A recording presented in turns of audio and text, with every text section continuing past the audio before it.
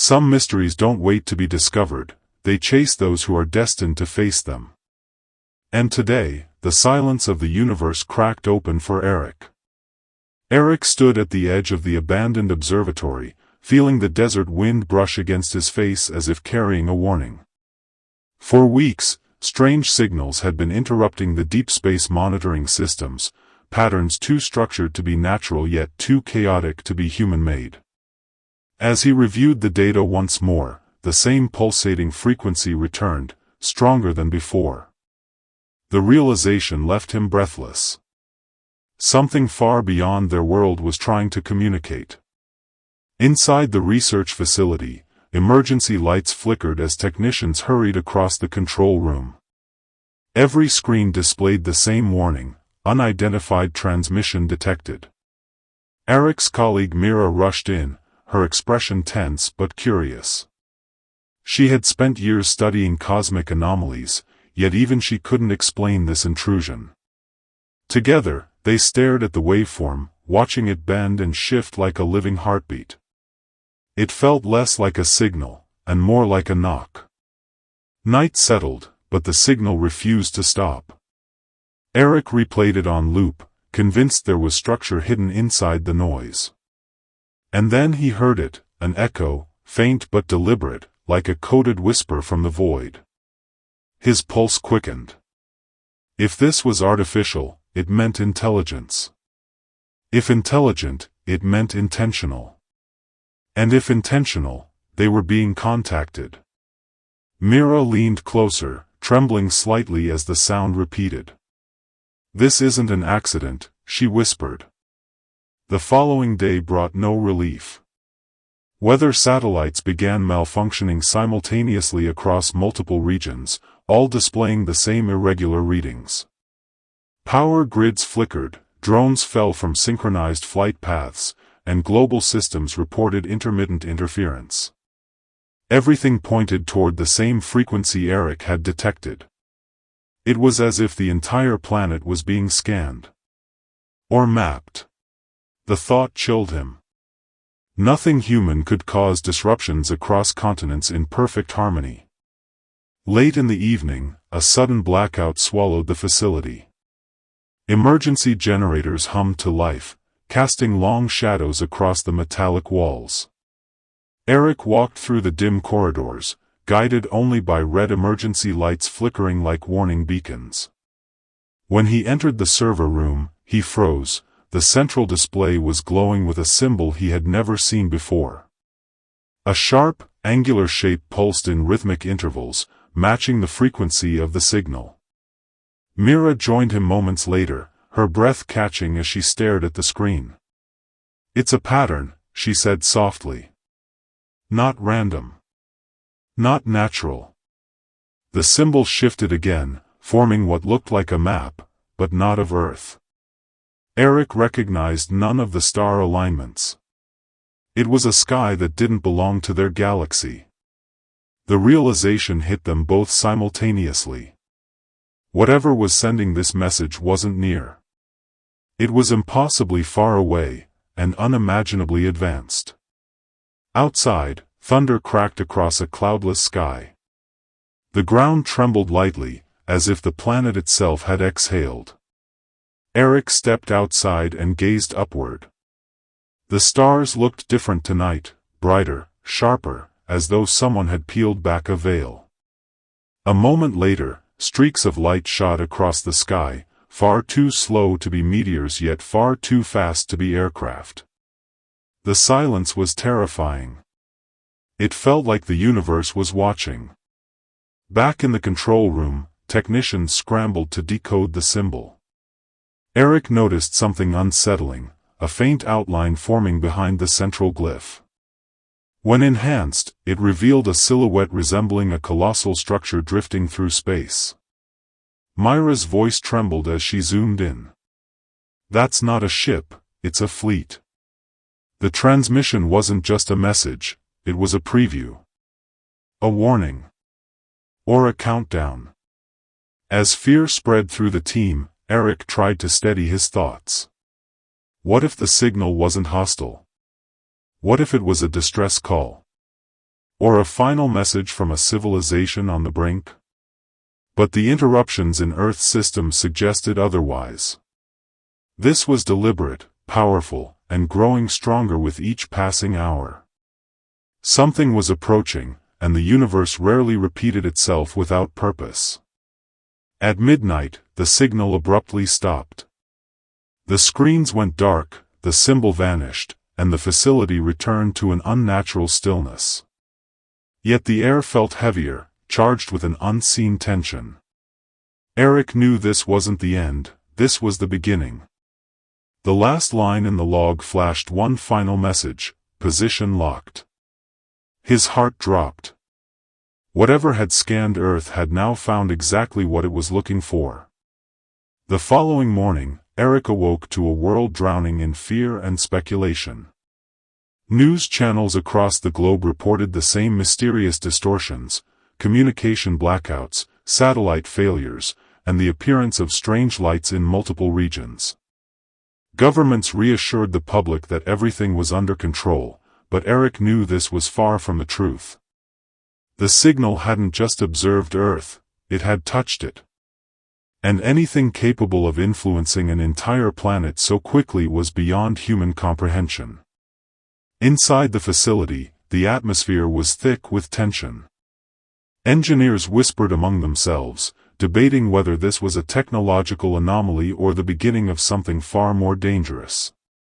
Mira had already gathered all relevant data on the symbol that appeared before the blackout, and the findings were unsettling. The pattern wasn't random, it was evolving. Each time the signal resurfaced, the symbol shifted slightly, almost as if it was learning. Or adapting. Eric began analyzing the star map embedded within the symbol. The unfamiliar constellation wasn't from any known catalog, yet some points resembled distant neutron star clusters. If accurate, the signal originated from a region of space far beyond observable boundaries.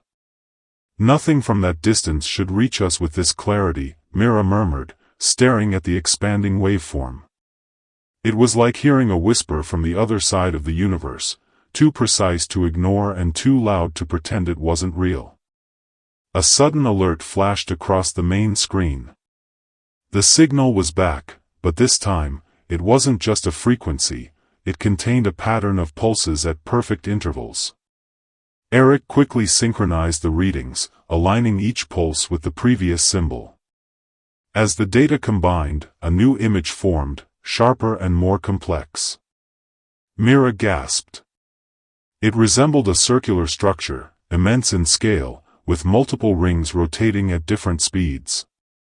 It wasn't a star, it was engineered. Across the globe, strange visual phenomena began appearing.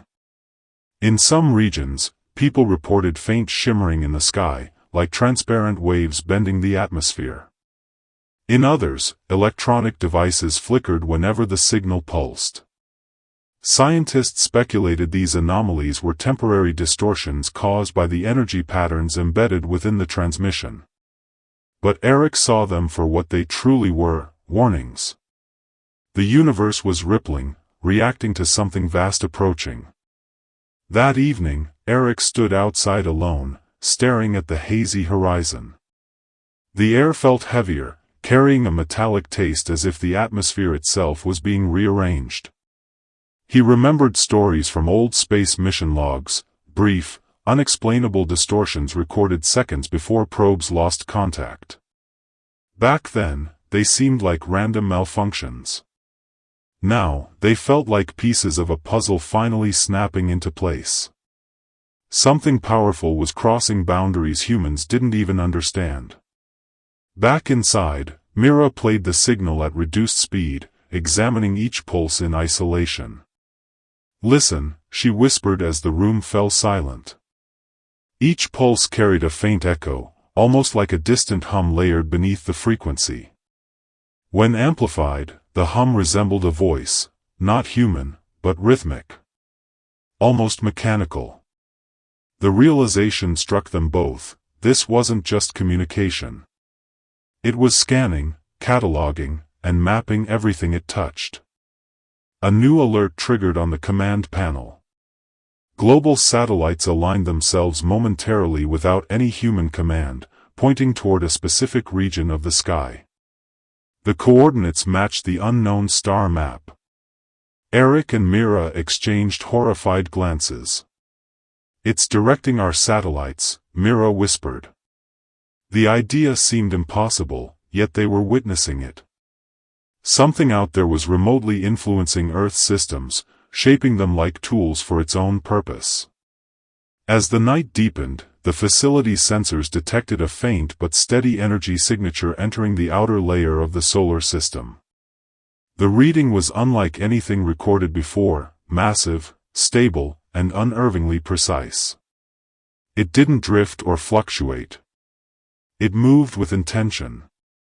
As the data stabilized, the screen displayed the unimaginable, a gigantic formation approaching at speeds no known technology could achieve. It wasn't a signal anymore. It was the source. Panic spread through the team as the formation's outline became clearer. It was the same structure shown in the evolving symbol, a colossal ringed construct drifting across space like a planet-sized ship. Eric felt a cold shiver run down his spine. Whatever had contacted Earth was no longer watching from afar. It was coming closer. And now, for the first time, he feared the truth. This wasn't a message. It was an arrival. The sky above Earth darkened unnaturally, though no clouds gathered. Across continents, people paused mid-step, phones lifted instinctively, recording the anomaly. A silent shadow passed over cities, forests, and oceans alike. Satellites flickered, lights dimmed, and for a moment, the world seemed to hold its breath. Eric watched from the observation deck, heart hammering. The construct had entered the inner solar system, its presence undeniable and enormous beyond comprehension. Inside the facility, alarms rang, not of danger, but of discovery. Mira leaned over the console, analyzing live readings. "Its energy field, it's harmonizing with Earth's magnetosphere," she murmured, awestruck. Eric stepped closer, staring at the holographic projection. The ringed formation rotated slowly, intricate patterns etched into its surface glowing faintly. It was intelligent, sentient even. Every movement felt deliberate, as though the enormous machine understood its own majesty. Across the globe, governments scrambled. Military satellites tracked the construct, while public broadcasts attempted calm. Citizens shared footage online, the spectacle captivating and terrifying. The scale defied imagination. Cities could fit inside the rings multiple times over. News anchors stuttered, unable to convey the enormity of what humanity was witnessing. Eric and Mira exchanged a glance, silently acknowledging that no one on Earth had any idea what was coming next. The first direct communication arrived minutes later. The construct pulsed in response to Earth's transmissions, projecting light patterns into the night sky. Mira's voice trembled. "It's speaking." The sequences formed geometric phrases, mathematical patterns that hinted at universal constants. Slowly, humans began to understand, not as words, but as concepts. Whoever or whatever this was, it had bypassed language entirely, communicating through pure logic and design. Eric turned to Mira. "It's testing us." She nodded grimly. The patterns grew more complex, responding to humanity's attempts to reply. Each successful interpretation triggered a wave of faint energy across Earth, causing brief, beautiful auroras. People around the planet stopped to stare in wonder. It was terrifying and magnificent at once, like being part of a symphony conducted by a force older than civilization itself. As hours passed, scientists across the world coordinated, sharing translations and breakthroughs. The construct responded faster with each correct reply, its rotation accelerating subtly. Eric realized it was not hostile, it was curious, learning, and evaluating. Mira whispered, "It's choosing us." The idea sent chills down their spines. Whatever this intelligence was, it had singled out humanity, setting the stage for first contact on a scale unlike anything before. In major cities, people gathered under the night sky, watching as the glowing rings cast surreal shadows. Governments suspended air traffic and maritime navigation, surrendering the sky to this colossal visitor. Eric and Mira observed the construct's approach through telescopes and sensors. Each ring contained smaller structures, like cities inside the machine, all perfectly synchronized in movement. It wasn't just technology, it was civilization itself, a marvel of precision and thought. Suddenly, a projection emerged from the construct's surface, a holographic figure, humanoid in appearance but impossibly luminous, eyes glowing with intelligence. The being addressed humanity directly, not through words but through visual concepts and shared thought. Emotions, history, and knowledge flowed in a silent stream. It revealed that it had been observing humanity for decades, waiting for a moment when humans could respond with creativity, adaptability, and understanding. Earth's leaders convened immediately.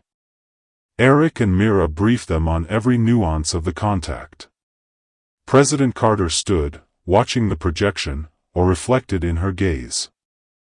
The being offered a choice: join an interstellar alliance of truly equal civilizations, or retreat and risk isolation from a network that spanned galaxies.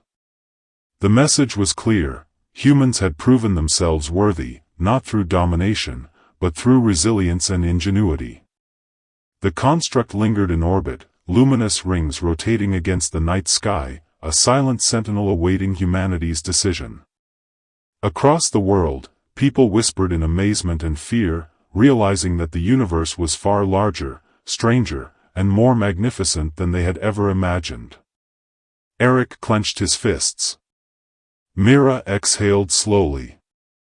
For the first time, humanity understood that walking away from old systems had been only the beginning.